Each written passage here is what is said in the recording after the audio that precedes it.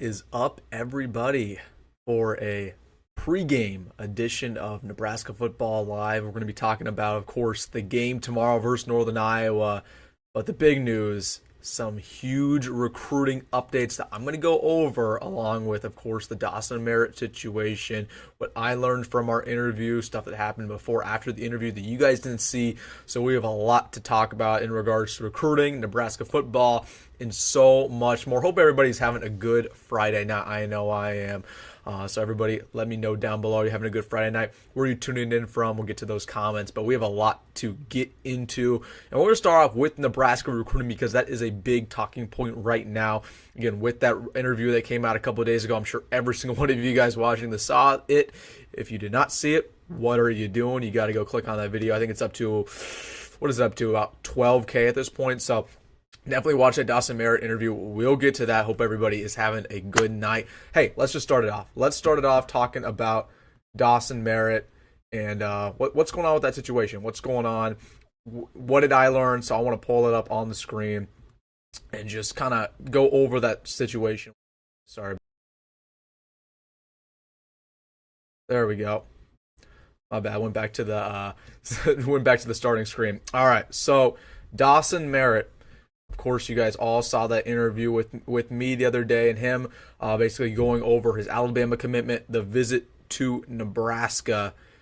One of my biggest takeaways talking to Dawson Merritt is how smart he is as a football player, as a kid.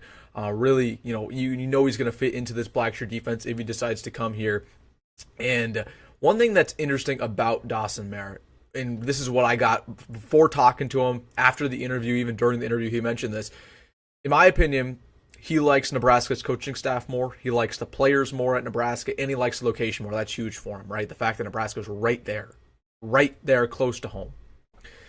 Now, the reason why he's committed to Alabama is simply because of the fact that it's Alabama football, right? They've won national titles over the last couple of years. They consistently win 10, 11, 12, 13 games. They're consistently in the college football playoff, and they constantly bring guys to the NFL. Nebraska has not done that. Okay, so a lot of times, despite the fact that Nebraska is winning in a lot of these key categories for Dawson Merritt, the biggest one is getting him to the NFL, and we have not won in that recently. That changes, though. If you can win 6, 7, 8 games this year, have a guy like Tommy Hill go to the NFL. Have a guy like MJ Sherman, who might have not had the best career in the past, but for him to turn it on this year and potentially go to the NFL, or guys like Jamari, guys like Nash, guys like Ty, to churn out NFL talent, that's going to get him to flip. Now, am I going to go on here right now and spoil anything and tell you guys he's going to flip? Like, no. Okay. I have a hunch. I've told you guys my hunch for a long time now, long before the interview dropped. Okay, because I've been talking to Dawson Merritt for a while. I've talked to guys like Michael Terry. I've talked to a bunch of other recruits related to Nebraska, and it's a common theme what comes up. Okay, they love the coaching staff. They love the current players. They love peer recruiters like Dylan Raiola, who's constantly texting them. Okay, so I'm not going to sit here and necessarily predict anything, but you guys can read in between the lines when it comes to Dawson. That's all I'm going to say. That is all I'm going to say just yet, right? We have some more updates coming, but it should be noted that he is visiting Alabama in 2 weekends, and that's going to be pretty massive. Let's get to Mike. Let's get to Michael Terry because that's another big storyline. Of course, he was at Nebraska last weekend as well. He will be visiting Texas this weekend for the UTSA game. So when it comes to Michael Terry, one thing that I want to tell people about is just the fact that, again, the longer this keeps going, the more I like Nebraska's odds. He's been projected to commit to Texas for months now. Why hasn't he committed? Because Nebraska's doing a darn good job recruiting him. If he's been trying to get to Texas or has been favored to land with Texas for, since June at this point, why hasn't he committed? Okay, so the longer this recruiting process rolls out, the more I like Nebraska's odds. And spoiler alert, Michael Terry, I'm trying to get him on the channel for our next interview. We'll see when that happens. But again, we'll see. We'll see when it comes to Mike. Again, he's probably going to visit Texas twice. I don't know if he'll come back to Nebraska for a visit. It remains to be seen. He can come limited times if he wants to. But it's definitely an interesting situation there with Michael Terry. But I still like our odds. And it is a 2-horse race, right? It's us or Texas. Oregon looks like they're out of it. I don't know if we'll take another visit to Orgean. or Eugene, not Eugene.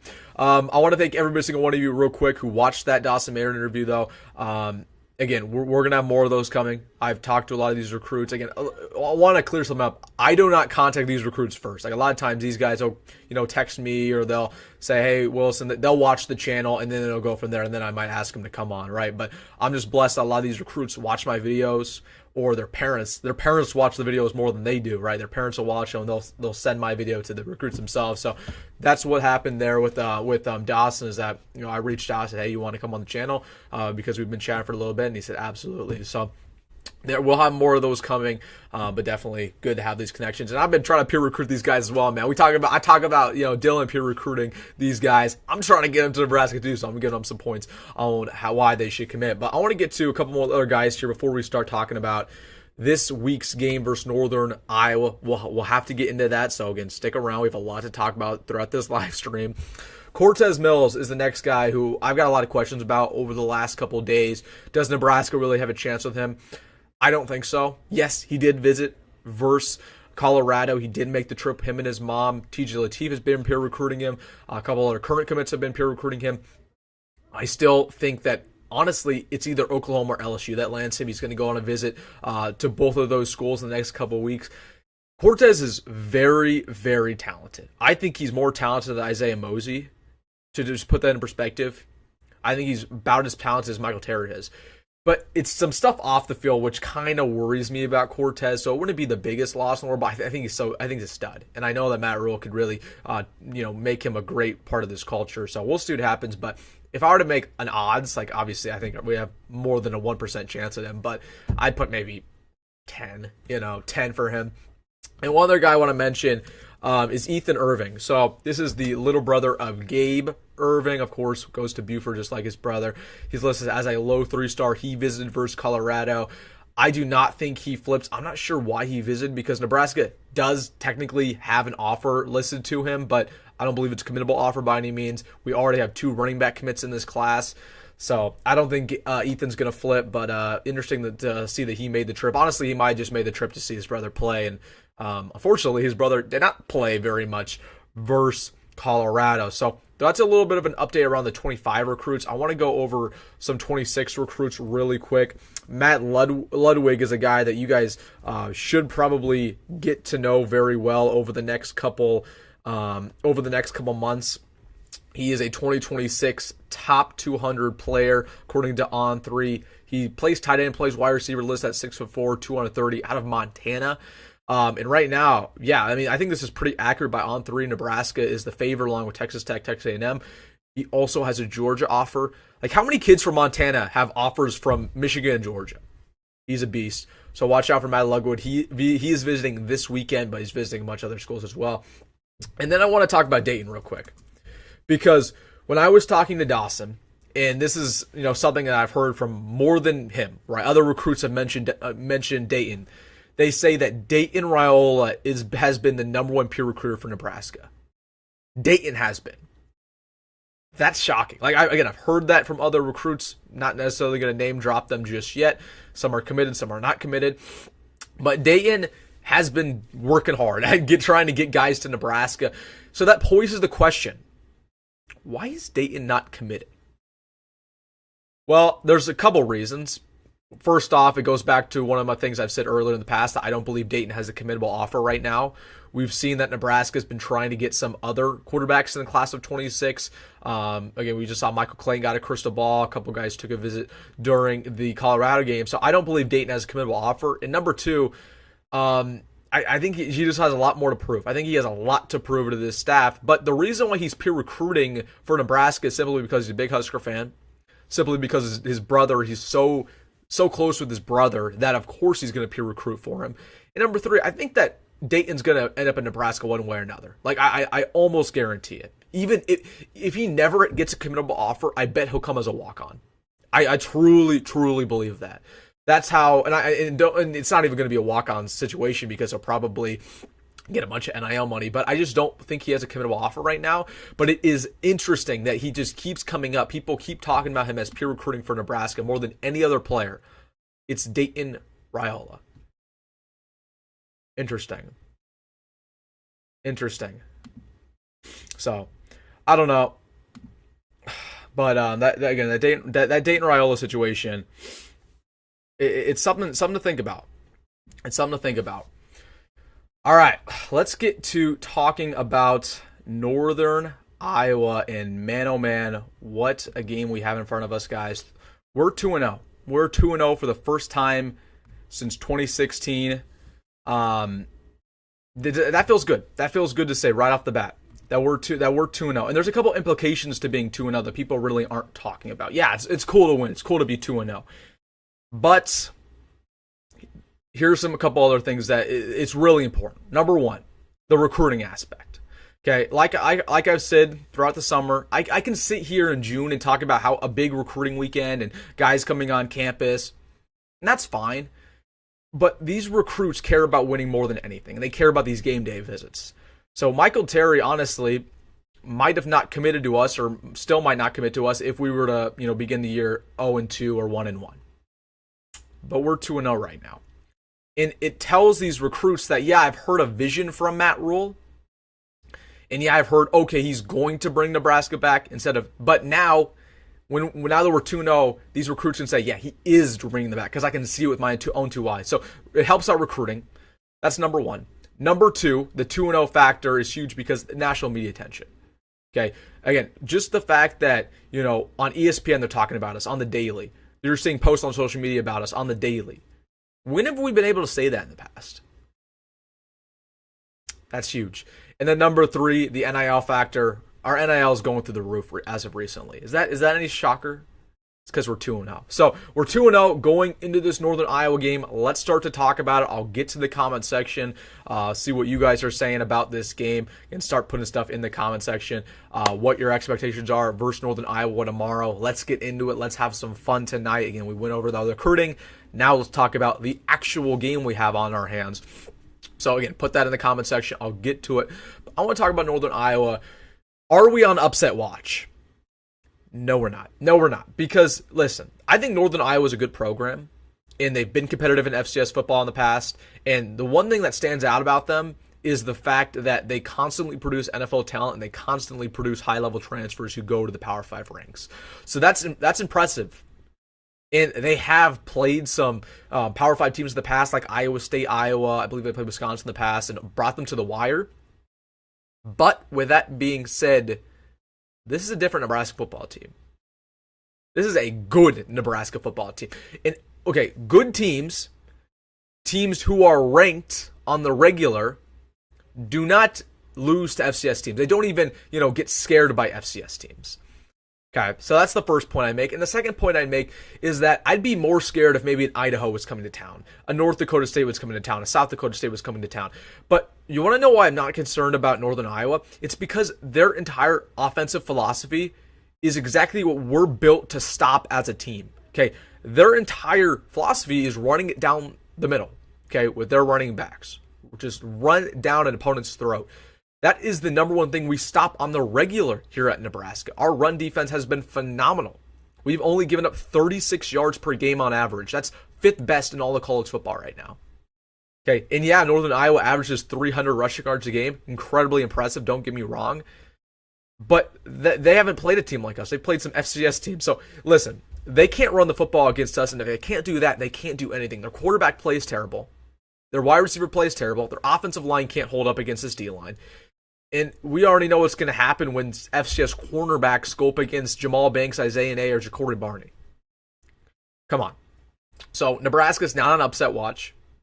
It's going to be a fun game. Like, if you guys want a low stakes game where you don't have to have butterflies, you don't have to be concerned, about the results, this is what we're getting. We're finally getting a lab game. We're finally going to be 3-0. And then we go into next week.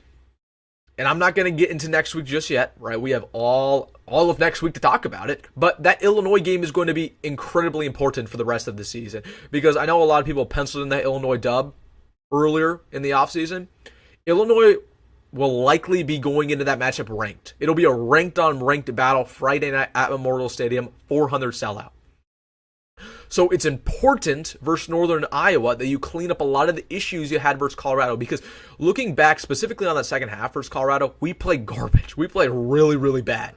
And if we played a better team, we probably would have lost. Like, that second half was horrendous by Nebraska, specifically offensively. Like, I believe this defense is really good, and I really haven't seen too much from this defense to make me be concerned about that. But this offense still has a lot of question marks. The same that we had last year with Marcus Satterfield. Okay, it stalled out against Colorado. And a lot of people say, yeah, it was conservative play calling, it was the penalties. I agree. But that doesn't solve the fact that you started off with a 3-and-out in the second half. And then you had another 3-and-out. That shouldn't happen when you have Dylan Raiola at quarterback. Just saying. So there are some play calling issues. There are some execution issues, some penalty issues. We need to clean it up this week because we're going to win this week no matter what. However, you might not win next week against an Illinois team that's beat us in the past. So this week's all about cleaning up all those issues. I want to see a penalty-less game. I want to see a turnover-less game. I want to see 100-plus players get in. But I also want Matt Rhule to keep the starters out there until he feels satisfied with what they've produced. Okay, if Bryce Benhart's not playing up to snuff, and he had a holding penalty, and he maybe gave up a pressure, keep him in there an extra drive with all the backups in there to basically prove a point like, hey, you're going to stay in there. You can't rest just yet. You can't be satisfied with your game until you've done enough. That's what I want to see versus Northern Iowa because this is a cleanup game. And the last thing that comes with that is you've got to stay healthy. Nebraska has been fortunate so far that we have been very, very healthy throughout the first games. I know Elijah Judy got a little banged up. I want to say that was against Colorado. But besides that, we've been healthy. Nobody's really went down. Nobody's missed time. Nobody's even, out for a week or two. Well, we're perfectly healthy. Let's keep it that way, especially in a victory like this. So let's stay healthy. Let's play clean. No turnovers, no penalties. And I think we're going to roll, guys, because this defense is legit. This defensive line is so, so good. Again, I feel good about this secondary. I feel good about this linebacker core. But even watching Chasing 3, there's a different type of security that you feel when you have a great defensive line, an elite defensive line. Because that takes over ball games. Secondaries don't necessarily take over ball games unless you're the Legion of Doom. But defensive lines can single-handedly wreck an offensive game plan just by themselves. A secondary can be good, but if the defensive line sucks, it doesn't matter because the quarterback will have all day in the pocket, and somebody will get open eventually. However, even if your secondary is garbage, but your defensive line is elite, it doesn't matter how bad your secondary is because the quarterback will be on the ground in 1-2 seconds. And so I said all that to say this. I believe this defense is elite for Nebraska. I believe this defensive line is top 10 in college football. I believe that the secondary is veteran-led and has played pretty well. And Tommy Hill is going up mock drafts. Like, he should be a first-round pick. But I'm looking at this offense tomorrow to clean up a lot of issues. Okay, Dylan Rhule has got to be consistent. Because that's been a huge thing about Dylan is that we know the arm strength, we know how good he is, we see the sidearm, we see the improvisation, we see just the smartness that he has. But there's times where he is inconsistent. There's times where he throws footballs that honestly should have been picked off. Like that Rahmir touchdown versus Colorado that we went up 28-0 on, that should have been picked off. Rahmir made a phenomenal play to even get the completion, let alone score a touchdown. That should have been picked. Okay. Dylan threw a bad pass versus UTEP that should have been picked. Dylan overthrew Jalen Lloyd and he overthrew Thomas Fidone in the first half versus Colorado for a touchdown, both of those times. So Dylan's been good. Has he been great necessarily? No. I'm not expecting the world of him. I told you guys this would happen. But hopefully he just has one of those games where he just can't miss versus Northern Iowa because that'll set him up for the rest of the year. But I like that Dylan's playing confident because something that I'm worried about is Matt Rhule's offense at times is too conservative in my opinion. It's too conservative. It's too boring necessarily, especially when you're up. Because, Matt Rhule will be up 3 touchdowns and call off the Hounds. And we'll just start running the football. And we'll never throw a deep shot. Like, that pisses me off because we have wide receivers who can make big plays. Like, in my opinion, we don't have enough play calls in the back pocket, for Jalen Lloyd for, a 50-yard touchdown. Or we don't have a big play to Isaiah Nair. Like, we don't have play calls that set up these type of chunk plays. because we're too focused on running the ball down their throat and these play actions. And I'd be normally okay with that. Like last year, I was fine with that. But this year, I'm not, because we have a quarterback who can make these chunk plays. We have wide receivers who can make these chunk plays. So I want Matt Rhule to let loose once in a while. Like, that's what I want from Marcus Satterfield. It's all fine and dandy being physical and being a running football team. But when you have explosive wide receivers, I want to see these chunk plays more often. So, number one, I want Dillon to be consistent. Number two, I want to see more chunk plays. Number three, I want to see better perimeter blocking from the wide receivers versus Northern Iowa. Okay, that is something that is really, really frustrating me versus Colorado specifically. Like, shout out to Colorado's defense, because I think we all scoffed at Deion Sanders at halftime saying that his defense was playing well. Like, oh, what do you mean they're playing well? They're down, 28-0. But honestly, looking back on it, especially in the second half, their defense played great, especially their secondary. And you want to know what was the biggest thing that proved me that? Watching our wide receivers block their members of the secondary. Because our wide receivers could not block. Jamal Banks could not block. Janiran Bonner could not block. Isaiah Nair could not block. This has been an issue. Okay, in order to be a running football team, you've got to have good perimeter blockers. And when you have physical receivers like Isaiah Nair and Jamal Banks, that should be a given. So I want to see that. I want to see those guys improve. But I also want to see, talking about one receiver, I want to see one receiver pop, and that's Jamal Banks. I want to see Jamal Banks have a good day, because he hasn't really done too much versus UTEP or versus Colorado. And every single week we hear Matt Rhule say in his press conference that Jamal Banks is a difference maker and that Jamal Banks is the best receiver in that room. I believe it, but I just haven't seen it yet. We need to see Jamal Banks take over a ball game. We need to see that. Because we've seen Isaiah Nair do that versus UTEP. We saw Ja'Cory Barney do that versus Colorado. We just haven't seen that from Jamal Banks. That's surprising, in my opinion. It'll be also interesting to see what happens there with the running back situation. So I sat here last Friday night, telling you guys how I thought it was going to be Emmett Johnson was the starter. Turned out to be Dowdle. Again, I will admit I'm wrong. Right, Dowdle was the guy last week. But it's going to be a very similar rotation at that running back position to what we saw versus UTEP. Okay, all four of those guys will get reps. Significant reps. I want to see Emmett Johnson and I want to see Gabe play, because I've seen enough of Dowdle and I like what I've seen. And I've seen enough of Ramir, and he reminds me of that 2021 Ramir where he's so good in the pass pro. He's so good catching the football. He's so shifty. He's not an every down back, but he's fine. I want to see some of these other guys. So we'll see what happens there with that running back rotation. And other than that, man, let's go up there. Let's run up the score. 45-0 is my prediction. It's time to get to the comment section. Start putting your stuff down there. What's going on?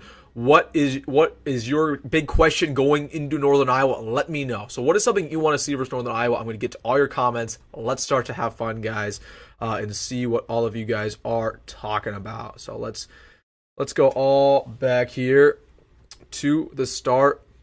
This guy says Michael Terry commit. Not yet. Again, he's going on a visit to Texas. He'll probably visit Texas twice, so not yet. We're going 8-4. I just, at this point, I think it was fine to throw out win predictions and stuff in the offseason. At this point, I'm just focused on going 1-0 every week. 1-0 every week. All right, let's get here. Texas will treat him like Nair. Lots of money, no playing time. So he's referring to Michael Terry. But the reason why I say Nair didn't get playing time at Texas is because he got injured. Like, he was projected to start in 2022 and then got injured, and then unfortunately in 2023 kind of got banged up again. And so yeah. Let's see. My man Nick says, do you think Aiden Miller plays for Northern Iowa? I do not, but maybe down the line. Aiden Miller's a dog. Watch out for him. He will not play though. 42-10 is how I mean. Do you really think we give up 10 points? I don't know. I don't think we do. I don't think we give up 10 points. We only gave up 7 to UTEP, so I don't think we give up 10 versus an inferior opponent. But I could see it. I could see it. Will a new Husker kicker start for tomorrow's game? I hope so. I pray so. Again, this has been my take over the last couple days, is that Tristan Alvano should be benched. I love Tristan Alvano. I say that, my heart hurts when I say that. But I've seen this Tristan Alvano song and dance before. Time and time and time and time and time again. Okay, we've given him chances. Have we given John Hull a chance yet? No, we have not. So let's go out there and see what he has. We're going to win this game no matter what. Let's see what John Hull has in the tank. And then we'll make our decision going into Illinois. So I hope so. But do I actually think that happens? No, because the only thing that I dislike about Matt Rhule, and I've said this in the past, is that Matt Rhule is stubborn to a fault. And if Matt Rhule trusts a guy or has a starter, he will not bench him. Okay, we saw that last year with Jeff Sims. Jeff Sims was never benched. He just got injured. Heinrich Hoiberg was never benched. He just got injured. Both those quarterbacks are awful. And then we found out in week 12 that Kevin Purdy was actually the best quarterback on the roster. So I think that's the only con about Matt Rhule is that he's stubborn a little bit. And Tristan will be the starter tomorrow. But in my opinion, if I was head coach, which I'm not, it would be John Hull. But who knows? Again, I trust Matt. I trust him. But I want to go see John Hull tomorrow. I doubt it'll happen, though. How much do you think will be favored against Illinois? Double digits for sure. I'd probably say, well, no. 8. I'm going to have to just throw it out there, 8.5. Because we were only favored by a touchdown versus Colorado. And Illinois will probably be ranked going into that matchup, but I think the hype around Nebraska will be too much. So I think 8.5. 54-17.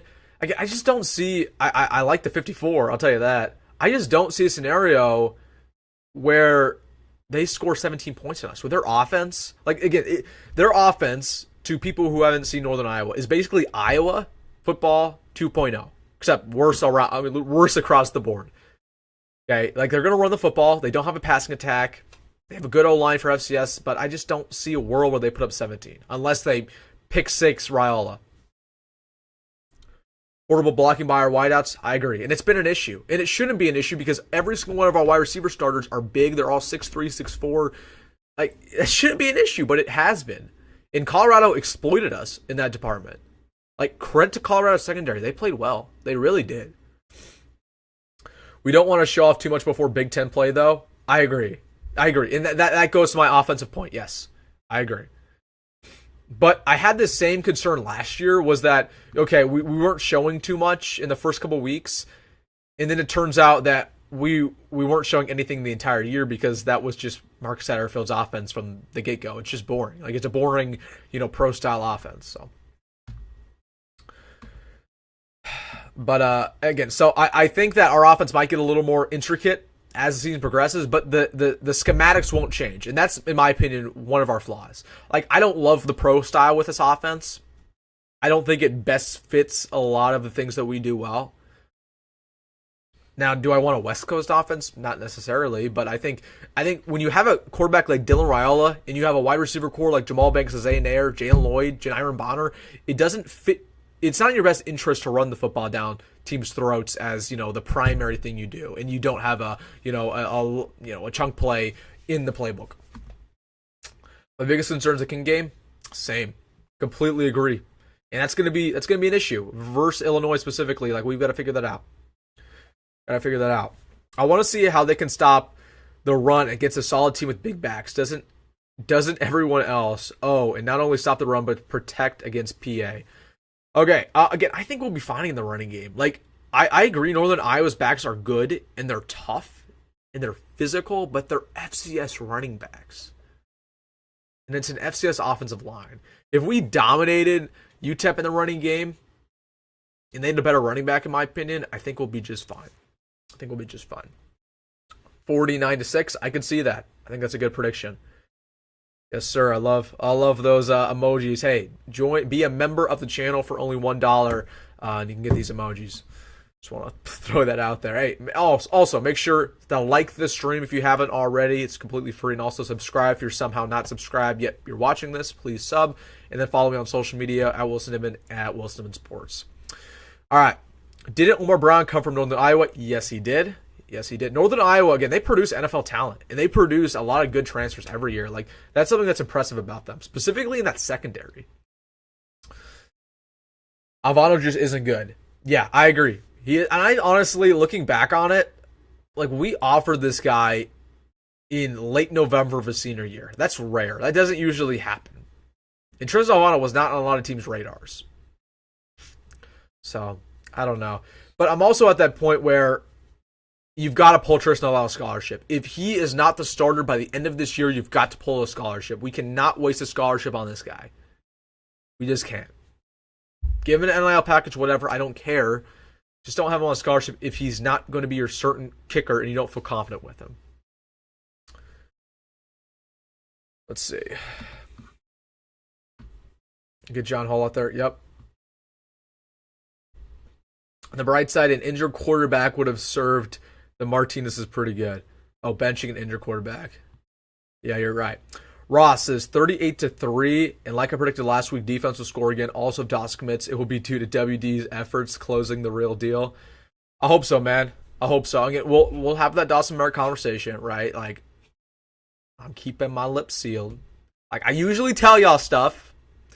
I'm usually very honest with you about recruiting, but on this one, I've told you all I can tell you about Dawson Merritt. Time will tell, and we'll have a conversation later.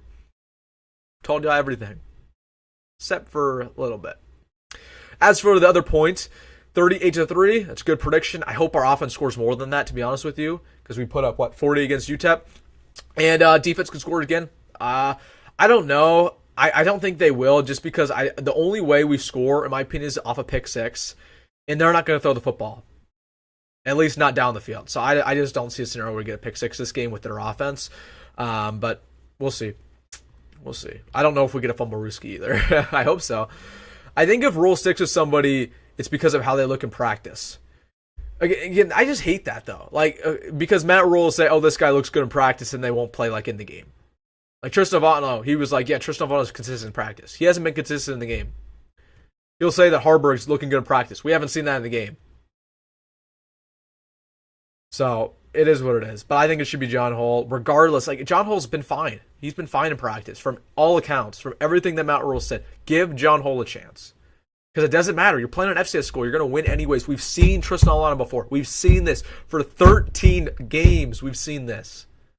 I'm done with this conversation. I'm done. John Hall, give him a chance. Now, if John Hall sucks just like Alvano, then it's red button time. We're going to be having an emergency press conference about this and about the kicking situation, but just at least give him an opportunity. Do you have any recruiting news on a good 4- and 5-star kicker? We do not, but hopefully at some point we will.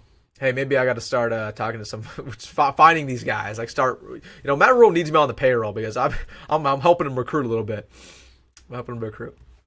56-3, UNI hits a long field goal. I like that prediction. Again, I hope it's a shutout. I hope so. But I could see them get a field goal on the board.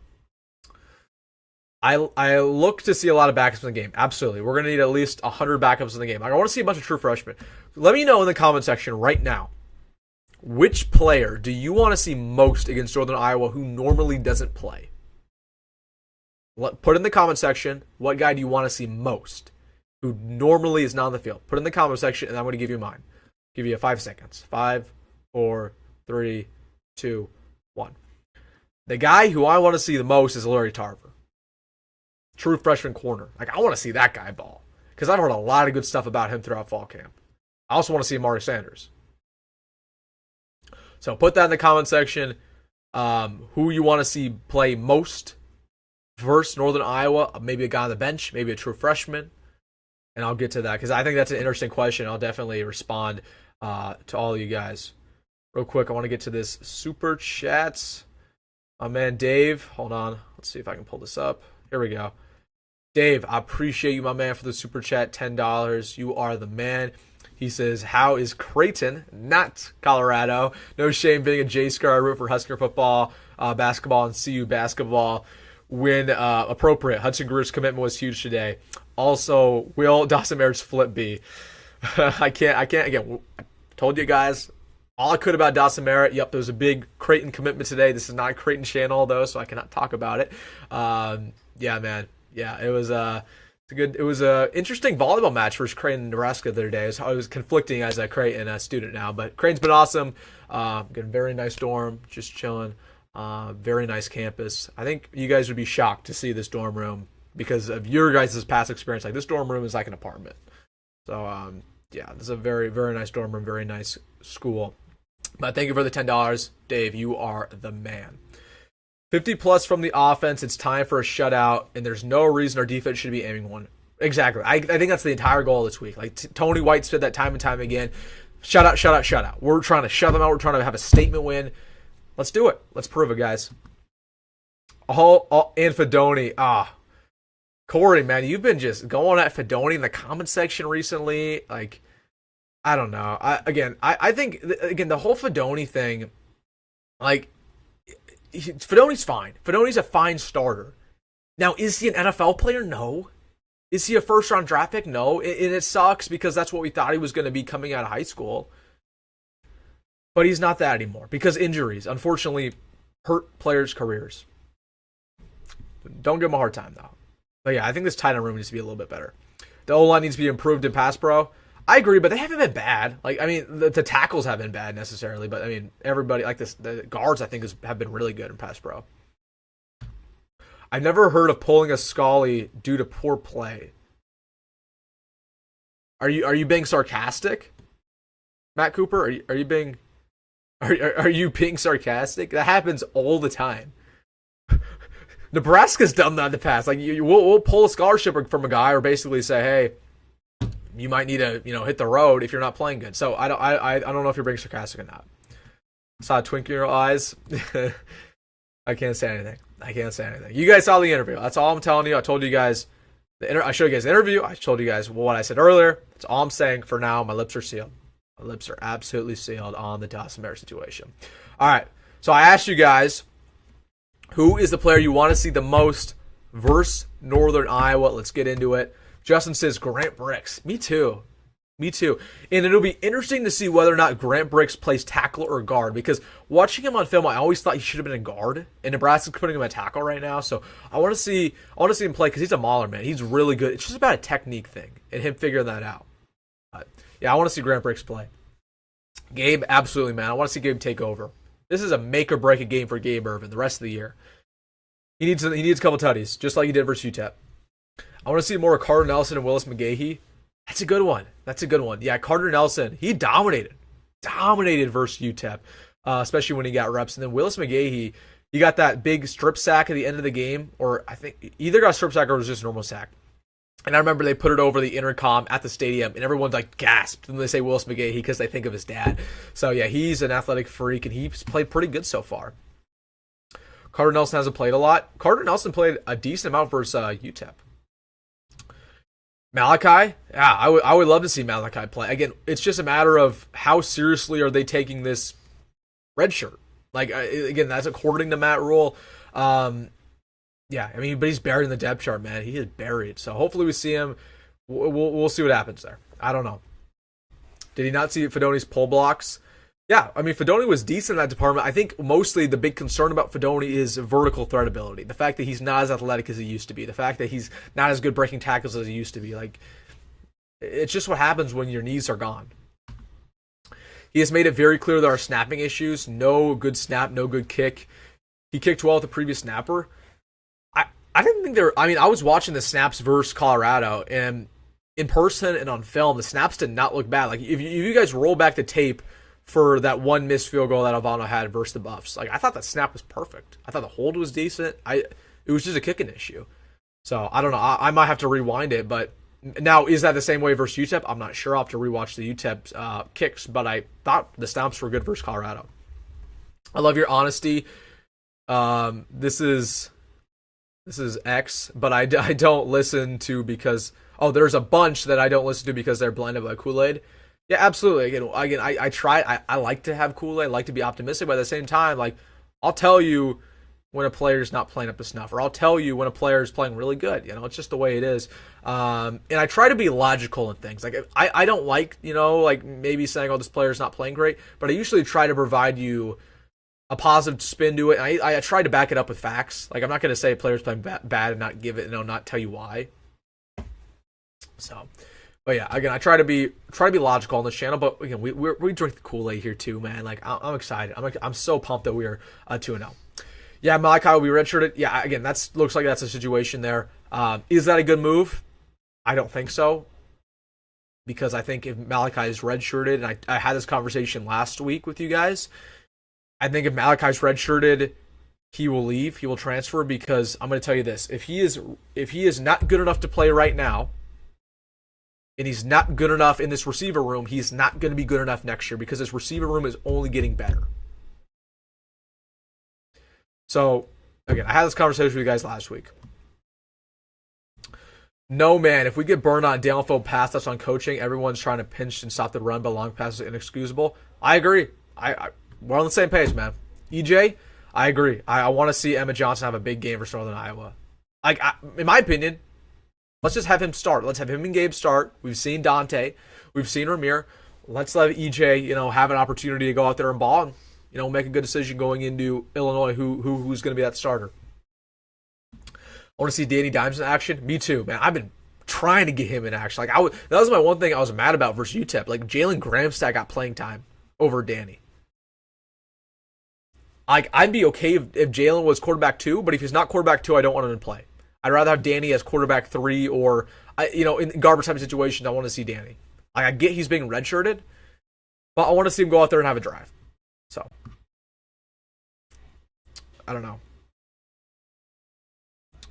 Nickeltos's make or break year. Okay, so he's referring to Gabe's. Yeah, I agree. I said this, that it is a make or break year for Gabe Irving, because he's going into year 4. He has never been consistent. He has never been healthy. And if you're going into year 4 and you're not the starter, you're going to transfer. So I think it's a make or break year for Gabe, because why would he stick around? He opened up competition for snapper. Yeah, I saw that. I think that's fine, but I just didn't think there was a big issue with snaps. I thought more of it was just a kicking issue. Like, that Colorado snap, I thought was fine. I want to see Dylan toss for 300 yards and 3 touchdowns. That was my prediction, man. You took the words right out of my mouth. That was on my video. What is it with Malachi? I don't know, man. I don't know. I seriously don't. The fact that he played last year and is redshirted this year, it's a really perplexing thing. You don't see that from too many players ever. It just begs the question: what's going on off the field? Like, what's going on during practice? What's going on with Malachi that we don't see on Saturdays? Because we saw him on Saturdays last year, and he was fine. Like, we thought he had a bright future. He had that big touchdown catch versus Northwestern. It just begs the question: what's going on from Mondays to Fridays? And again, I repeat this, and I'll say this for the last time: if he's going into his second year and he's being redshirted, and he wasn't redshirted last year, and he's not good enough to play right now, he is not going to be good enough to play next year, because his receiver core is getting better. Who's going to start next year receiver? Jalen Lloyd, Janiran Bonner, and then you have Ja'Cory Barney. Those are your starters. I don't think that's too debatable. Then you have a guy like Isaiah Nair in the mix. And then you have a guy like Isaiah Mosey in the mix, Then you might have Michael Terry. You have a bunch of other guys, like Demetrius Bell coming back from injury. People forget about him. Davion Hall, Quinn Clark, who played well, Carter Nelson. So this receiver room is only getting better. And then that's plus a couple of transfers we might get. So if a guy is being redshirted right now in his sophomore year and he's not good enough to play, he will not be good enough next year. So that's why I'm concerned about the redshirt, because it just tells me that he will probably transfer. And I don't like that, because I think Malachi's an athletic freak. And I want it to work out here, because he played very well last year. Was he perfect? No. But neither was Jalen Lloyd. But Jalen Lloyd is in the mix, and Malachi isn't. So clearly there's some issues there. And we're not going to speculate on what that is. I talked about it last week, but it's interesting. And I don't know. It's just a very rare situation, because there's not many times in college football, there's not many times for Nebraska that a player will play as a true freshman and start as a true freshman, and then their second year be redshirted because they're not good enough. Like, that never happens. So it tells you that a couple things are happening there. I don't know. I want to see that Williams kid at Jack. He's an animal. Yeah, man, he should be in the mix more. He got a lot of snaps versus Colorado. I thought he played well, but he needs to get to quarterback. And I don't think he's necessarily going to be a Jack. He'll be at that 3 technique DN spot. Or maybe he's good enough, but we already have 2 great players that are his build and his same strengths. Yeah, I don't get that point, Tyler, because yeah, Malachi 6'4", but there's not a cap on how many tall guys you can have. Like it's not like, oh, we have two 6'4" guys, now we have to redshirt the other ones. Matt Rhule says, I want to play the best receivers. Period. Okay. Period. No matter what they look like, no matter how tall they are, how fast they are, he plays the best five, best six. Okay. He doesn't say, oh, I have six, or I have two, three, or okay, excuse me, I have two 6'4" receivers. Now I'm going to redshirt the rest. Like that just doesn't happen. So I don't get that point. I've heard that before. Like it's just, I think it's just simply he's not doing the right things in practice, or he's just not good enough. And I don't know why that is. I don't know why. I'm not at practice. I hear things, sure, but I'm not actively watching the film. So I couldn't tell you. And I don't know if we'll ever find an answer to that, at least not soon. But I would love to see him get in the game for Northern Iowa to see what's going on there. I don't know.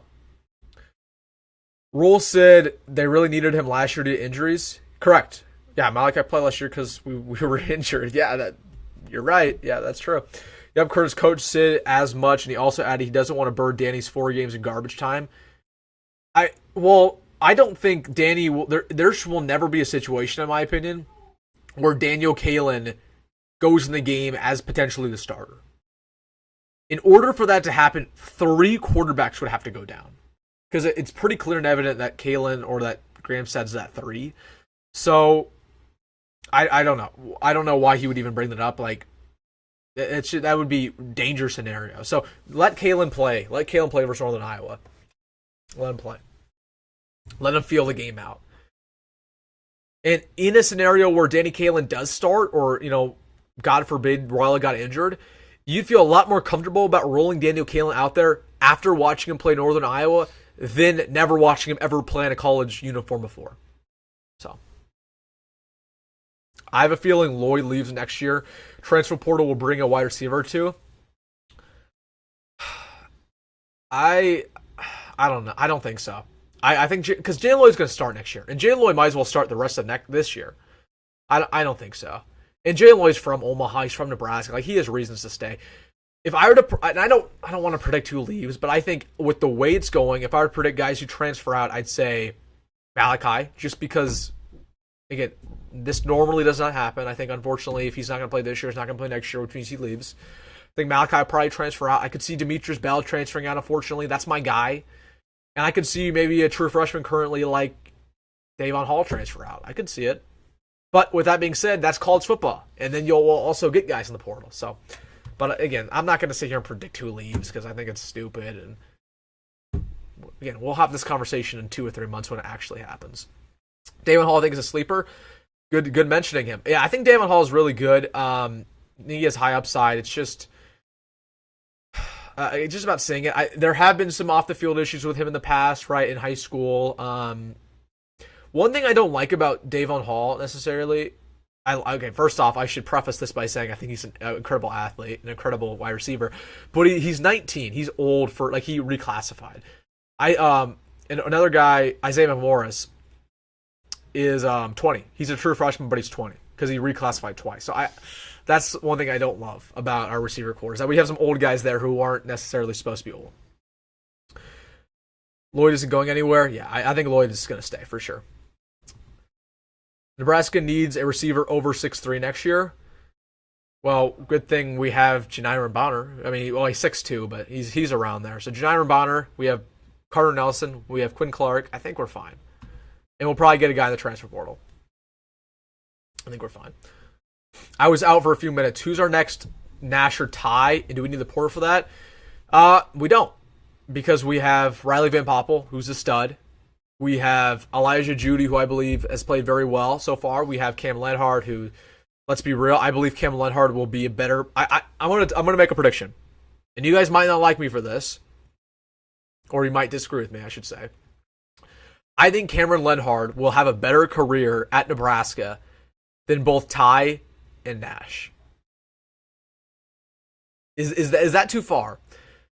Because, don't get me wrong, Ty and Nash have been great, but they've only been great this year and last year. They weren't awesome before then. At least not Nash. Ty at least started. I think Cam Leonard is going to be phenomenal. I think he might be a first-round draft pick. So, and then of course Van Poppel's legit. Prince Wells legit. So our D line's just getting better. We'll lose Banks and Nair. Well, yeah, for sure they have no eligibility left. So that's for sure. Yep. He maybe wants him on the burner for the future. Again, I'm done with the whole Malachi conversation. Like we talked about it. At this point, it's just we'll see, right? Like I just don't want to. I don't want to speculate on it, really. Graham says on the scout team, I'm unsure that he's the third string. Well, he's not on the scout team because he played versus UTEP. So, so no.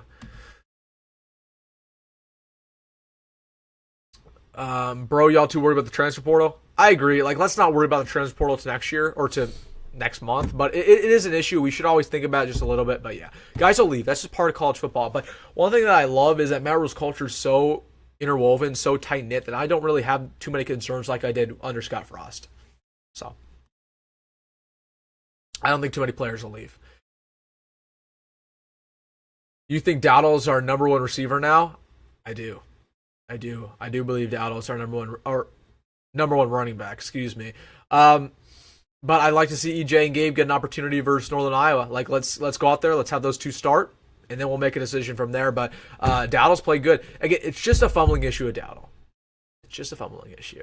So the only reason why I said that Dowdle was not going to start last week on the same live stream is because he had a fumbling issue. He had a fumbling issue in the spring that was documented. He fumbled versus UTEP, and I don't know if you guys caught this, but Dante Dowdle fumbled his second touchdown versus Colorado. The second he got in the end zone, he fumbled. Like right when he got in the end zone, he lost that football. We were lucky. We were lucky that he crossed the line. So Dowdle needs to clean up the fumbles, but other than that, he's been the best running back for Nebraska. But also, Ramirez has been great. But actually, you know what? I don't agree. I think Ramirez is running back one. Ramirez has got the running back one snaps more than Dowdle. And he's been out there just as much as Dowdle, if not more. So I actually think Ramirez might be that guy. But they're two different backs. They have two different roles, so it's not even worth arguing about. Lenhard will be a black shirt next year. Lenhard is a black shirt right now. He is wearing the black during practice, so that should tell you everything you need to know. Yep, TJ says, yep. Cam's the GOAT. Cam's gonna be good.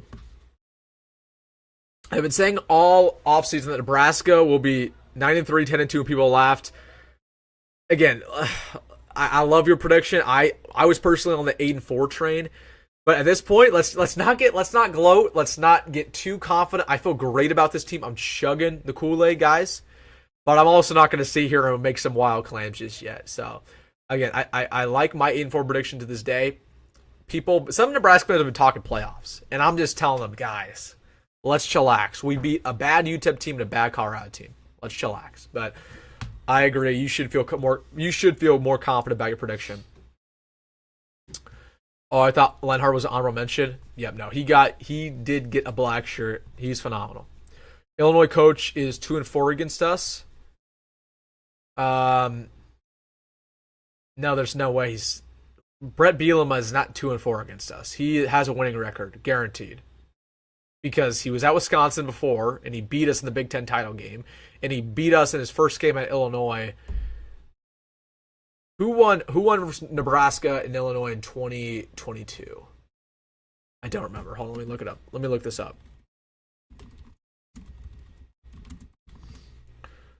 Illinois beat us. So, yeah, there is no way that Brett Bielema has a losing record against us. Yeah, there's no way. They got to stop recruiting stickmen at tight end.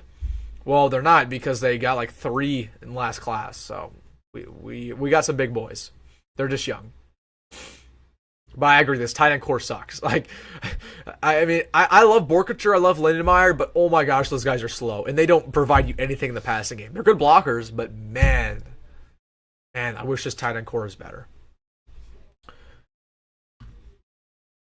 I watched your interview with Dawson Merritt. To me, he sounds like he might flip. Hopefully that's the case. Yeah, we talked about Dawson earlier in this live stream. Again, I've told you guys all I know. Told you guys some stuff that I talked with him before and after the live that you guys didn't see. But my lips are sealed. My lips are sealed. My lips are sealed for the rest of it, right? I'm not going to tell you. I usually tell y'all everything, just not on this one. Have you heard anything about the huge guy, David Hofkin? A little bit. I mean, he played against UTEP, didn't really do anything. He's figuring out the game still. He's just figuring out the game. Calling out Illinois win or loss. Win, but it's a sloppy, ugly win. Very sloppy, very ugly. Might come down the wire. But I think there's a very real chance we lose versus Illinois. Very real. Like, I'd say, what are our odds to beat Illinois? Maybe 60-40. There is a very real possibility we lose to Illinois. Because they're good. They're just as good as we are. And they probably have a better win under the belt versus Kansas than our win. So, Dowdle did fumble versus Colorado. Michael Mizuki recovered. Okay, I didn't. Are you sure that was Dowdle? I know he fumbled after the touchdown, so he might have fumbled twice. But yeah, it is a fumbling issue with Dowdle. Do you think Ja'Cory Barney gets more snaps this game week? He's electric. Kind of. It's all about. It's a playbook issue with Ja'Cory, and we've seen this with true freshmen before, and it's not his fault. But true freshmen in the past, especially at the wide receiver spot, they're still learning the playbook. So we can only run a couple concepts with them on the field. Like, you'll notice, Ja'Cory Barney is so good, so talented, that he will not be in the game. Matt Rhule will sub him in for one play, and it'll be a screen, or it'll be a jet sweep, just to get him the football, because he's so freaking talented. So I don't know if Ja'Cory Barney gets more snaps simply because I don't believe. I think the playbook might be a little bit of an issue there. I don't know that for a fact, but he's good. And I told you guys this, but Ja'Cory Barney, like, however you feel about him right now, raise that by 2 times, because he is going to be a future All-American. Like, this kid, he's on Wan'Dale Robinson levels right now. Maybe a little bit less, but he is playing very well as true freshman. We don't see that normally. Purdue beat us three of the last 4. That sounds about right, yeah. And Illinois beat us, I want to say 3 of the last 4, or at least 2 of the last 4. So, yeah, we've struggled against other Big Ten teams. David Hofkin's a monster. Again, he's a monster physically, but we've seen a lot of jacked guys not be too good on the football field. So, again, he's got to figure out the technique. He will not play this year, at least not meaningful snaps. We'll see if we can figure it out ever. I don't know.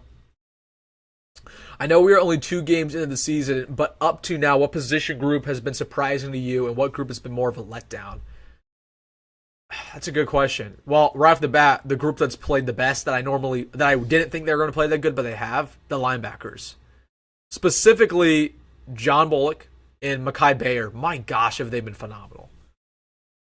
They've been really, really good. And they're basically the yin to each other's yang. Like, John Bullock, my one con about him is that he's not, like, athletic. He's not a freak. Okay, he's not going to make a really big play. He's not going to make a big play athletically, right? But he's just such a sure tackler. He's such great instincts. He's so smart. And then Mekhi Bayer kind of balances it out, because Mekhi Bayer's a freaking athletic freak. And then, I thought Stephon Thompson played good when he got in the game versus Colorado. I thought Vincent Shavers had some good snaps versus UTEP. So, to answer your question, the linebackers have played the best of the positions I was worried about. As for the other part of that, a group that has disappointed me a little bit, I would say probably the wide receivers. And not all the receivers, but I'd say specifically Jamal Banks. Because I personally, and I'm going to give you a little bit to think about here. I talked about this earlier. I don't think our offense best utilizes Jamal Banks. A pro-style offense does not utilize him to the ability he should be utilized. Okay. So that's number one. And that's why Jamal Banks has not got enough catches. And then Janimer Bonner's really, really annoyed me. I think the whole wide receiver rotation is really interesting. Like, Jalen Lloyd's not getting enough snaps, in my opinion. So the receivers have disappointed me besides Nair and besides Barney, but that's about it. And then, yeah, secondary's been just as good as advertised. D-line's one of the best in the country. We talked about that, so yeah. But that's a really good question, Jonathan. It's a really, really good question. That's really thought-provoking. Are you surprised we haven't seen Alex Bullock featured more? No. No. I mean, listen, he's not good enough. He's not good enough.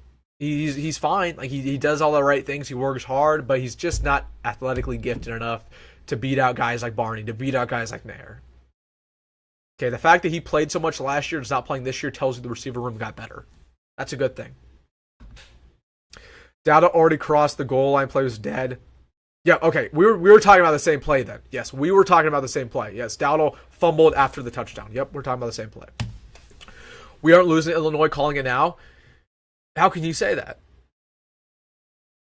I might agree with you that we're not losing to Illinois, but I'm going to say this. Don't be overly confident about that ball game. Because, frankly, Illinois has a better win under the belt than we do. They beat Kansas, a ranked Kansas team last week. So they have a better win than us. That's number one. Number two, they beat us in the past. They beat us in 21. They beat us in 22. We barely beat them last year. And number three, Brett Bielema was a heck of a head coach. He's basically Matt Rhule 2.0. So that game's going to be tough, guys. Do you predict a breakout year for Fedone? He's a literal weapon. I don't. Again, Fedone's fine. I think people have been way, way, way too critical of Fedone. But at the same time, again, the injuries hurt him. They hurt his career. He's not explosive anymore. He's not a vertical threat anymore. So, yeah, I know. He's not a breakout year. He's just a fine tight end. He's okay. Jacory needs to put on 20 pounds or to be more than the Big Ten. Again, he's a true freshman. What do you expect? Yeah, he'll put on weight. Surprised we haven't heard Isaac Gifford's name more. I agree. Like, Gifford's stat line hasn't looked like it did last year, but again, to that same point, the defense is better, so we're not relying on Gifford as much as we were last year. I'm hoping to see that tight end from LSU once he rehabs. Yeah, he'll play next year. Yeah, that was a tough loss. Kansas currently struggling against UNLV. Yeah, I don't think they're a ranked team necessarily, but we can all agree that Kansas is a better win than Colorado. Who would win head-to-head, Kansas or Colorado? Kansas would, so they're a better win. If we beat Ohio State, will you film a video shirtless? That's weird that you would ask that, Tom. That's weird that you would ask another man that. Man to man, that you would ask another man to do such a thing. That's weird. We're judging you. The comment section, the subscribers are judging you right now, my man. That is weird. That is straight up weird. All right, guys. So my prediction for tomorrow. Keep putting stuff in the comment section. I'm going to ask you guys another question. Okay. I'm going to ask you guys another question. So put your answer in the comment section. Who do you believe will be the defensive MVP tomorrow? Who will be the best performing player on defense? Okay. Will it be on that defensive line? Will it be a player in the linebacker core? Will it perhaps be a Tommy Hill? Will it be a Marquise Buford? Let me know down below who's your prediction for Nebraska's defensive MVP tomorrow. Let me know. Because I'm about to, if you guys watch my video today, you know who mine is. I'll get to that. But I want to hear what you guys have to say. I want to hear what you guys have to say.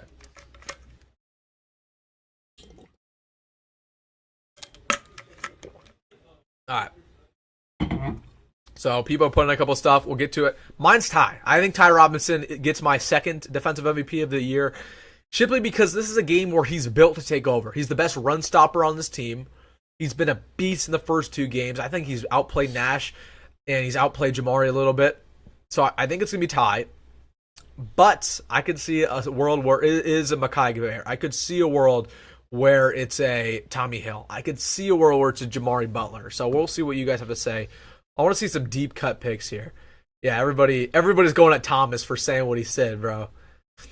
Hold on. Before I get to you guys' answer, keep putting all your answers down there. Joe says, although we've already played Colorado, do you think our secondary hasn't been tested yet? No. Colorado is the hardest receiver core we're going to play until Ohio State. We got tested. Bayer. I could see it. Again, this is a game where Bayer can dominate. This is an absolute game where he can dominate. Ty, Bayer, Hill. We have Bayer. Nice. Jamari. Again, I hope Jamari, man. Jamari's played so well. Jamari, looking back on, I gave my defensive MVP to Bayer last week. Jamari maybe should have got that. Should have been one or the other. Bayer, Ty, linebacker, yep, Ty. Malcolm. Oh, if Malcolm Hartzog wins it, that'd be huge. That is a big question mark. How Hartog performs back half of this year. Lenhard, Bayer, Bielema. Oh my gosh, bro, this guy's talking about Bielema. Ty. Yep, I can see it, guys. I just wanted to poll you guys, see what you guys are thinking there on the defensive MVP because it's interesting. It's interesting against a Northern Iowa team, but I'm excited about tomorrow. I don't know about you guys, but I'm excited. I'm excited to potentially be 3-0. We're gonna be 3-0. We're gonna win. It feels good to be relevant again, man. It feels good to be talked about on ESPN. It feels good to be talked about on social media. It feels good to have eyes on us, man. It feels good to not have butterflies before a game. So I'm excited about tomorrow. I hope you guys are too. Northern Iowa, hopefully we get the win. I feel, you know what I also am happy about? That I don't have to sit here and be worried about playing FCS teams anymore. I don't have to sit here and be concerned that we're going to drop a game we shouldn't. That's not happening under Matt Rhule. Okay, we're going to take care of business every single day of the week where we play a Group of 5 team or FCS squad. So I'm excited about tomorrow, man. Take care of business. Play clean. Play physical. Let's get some guys involved who don't normally get involved.